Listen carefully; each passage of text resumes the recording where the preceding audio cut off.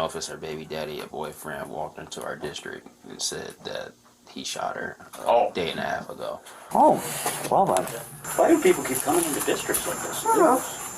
I want to make it easy on us. I want to make sure our numbers aren't And then we obviously going down. swept the basement. In the criminal complaint, Ellis provided a detailed account of the events that transpired that night. He described engaging in horseplay with the victim, during which he allegedly pointed a gun at her head as a joke, finger on the trigger, after she jokingly directed profanities at him. According to Ellis, she slapped the weapon, causing it to discharge and strike her in the head. Panicked and unsure of what to do, Ellis moved her from his bedroom to a living room chair, noticing significant blood loss. He then carried her to the basement, leaning her upper body over a sink to prevent further blood from spilling onto the floor. Ellis proceeded to clean the blood throughout the house with a cleaning solution before sitting in the basement for hours smoking and contemplating on what to do. Eventually, he left the house with the gun and disposed of the weapon. The following day, he contacted his sister, who drove him to the police station where we began this video. Detectives noted that Ellis did not attempt life-saving measures, nor did he call for emergency medical services at any point. For his arrest, Ellis faced 1 count of first-degree intentional murder with a modifier for use of a dangerous weapon. He entered a plea of not guilty days later. According to court documents, his bond was initially set to $250,000, but it was officially set to $75,000. During his time in jail awaiting trial, he would never post bail. Then 43-year-old Ellis was found guilty via jury trial in April of 2023, over a year after confessing to the killing of 29-year-old Angela Lane and pleading not guilty. For this, he was sentenced to 33 years in prison with 10 years of extended probation. He was granted 385 days of jail time. Because this is a Class B felony, and because the judge ordered Ellis ineligible for certain programs that could reduce his sentence, he will probably have to serve the entirety of his time.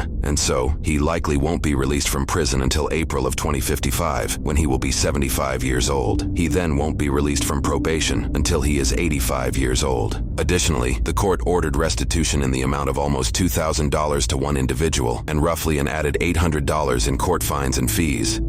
According to the Milwaukee Homicide Database, Angela was one of the 224 known persons to have been killed in Milwaukee that year, the highest number of yearly homicides listed in the city in recent history. Interestingly, we also found that Ellis held no known criminal history in the state of Wisconsin. Currently, Ellis's case is being processed by the Court of Appeals in an attempt to reverse the court's decision. The outcome of that decision is yet to be determined.